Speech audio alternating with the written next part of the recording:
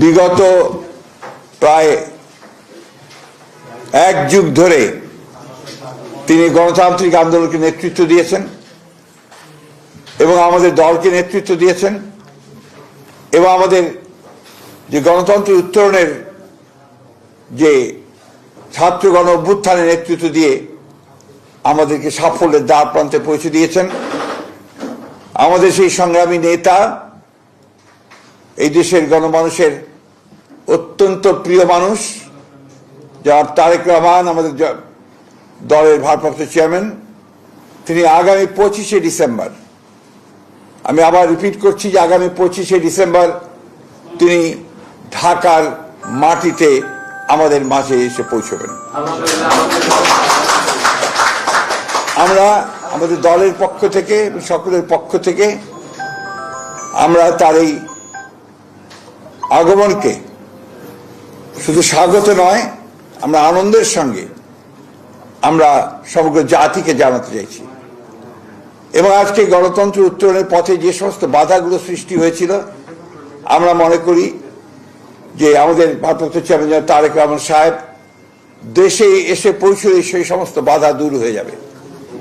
আপনারা জানেন যে একটা বৈঠক লন্ডনে যেটা আপনার সংগঠিত হয়েছিল, আমাদের ভারপ্রাপ্ত চেয়ারম্যান এবং বর্তমান যে প্রধান উপদেষ্টা, লন্ডনে যে সভাটি হয়েছিল সেই সভায় সিদ্ধান্ত হয়েছিল যে ফেব্রুয়ারির মাসের মধ্যবর্তী সময় নির্বাচন অনুষ্ঠিত হবে। ফলে আমাদের নির্বাচন সম্পর্কে যতটুকু আপনার একটা শঙ্কা ছিল সেটা চলে গিয়েছিল।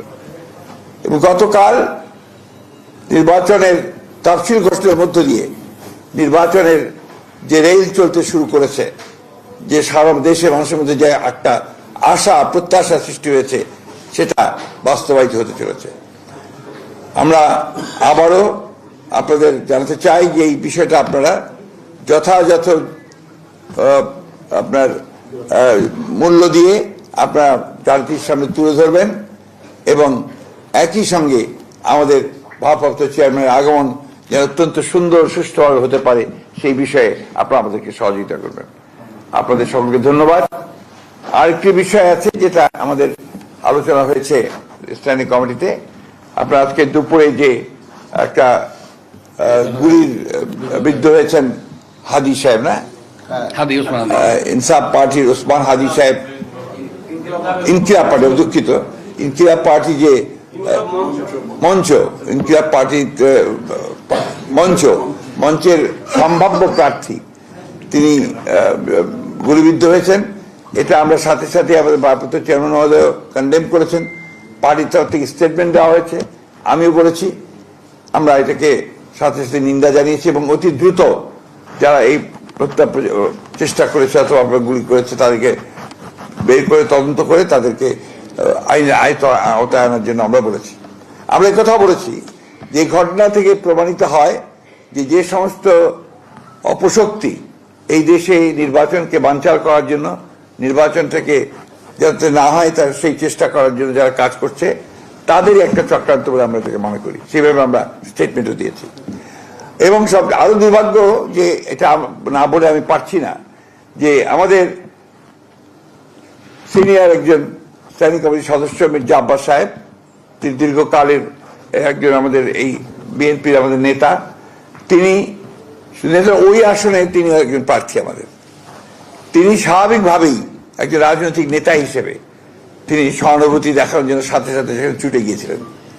কিন্তু দুর্ভাগ্যক্রমে সেই দলের কিছু ব্যক্তি, কিছু সমর্থক, আরো কিছু আপনার চক্রান্তকারী, তারা সেখানে সমবেত হয়ে উত্তেজনামূলক স্লোগান দেয় এবং এক পর্যায়ে তারা একটা মব সৃষ্টি করার চেষ্টা করে, যেটাকে আমরা তীব্র নিন্দা জানাচ্ছি এবং হুঁশিয়ার করে দিতে চাই আমরা সকল পক্ষকে।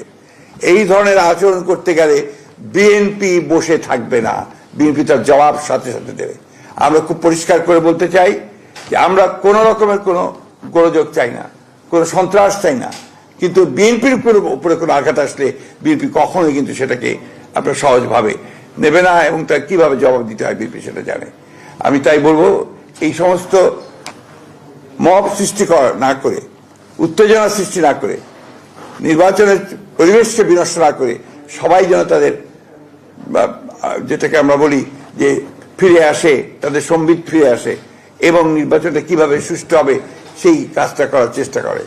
না হলে যেটা হবে সেটা হচ্ছে গণতন্ত্রের উত্তরের পথ ব্যাহত হবে, গণতন্ত্রের যাত্রা ব্যাহত হবে। আমি এই জন্য অনুরোধ করবো সরাসরি সকল মহলকে যে তারা যেন এই বিষয়টাকে অত্যন্ত গুরুত্ব দেয় এবং কোনো রকম উত্তেজনা সৃষ্টি না করে তারা কাজ করে। ধন্যবাদ। এবং এটা আপনারা নিশ্চিত করলাম ইনশাআল্লাহ সবকিছু ঠিক থাকে। উনি অবশ্যই 25 তারিখে এসে পৌঁছবেন।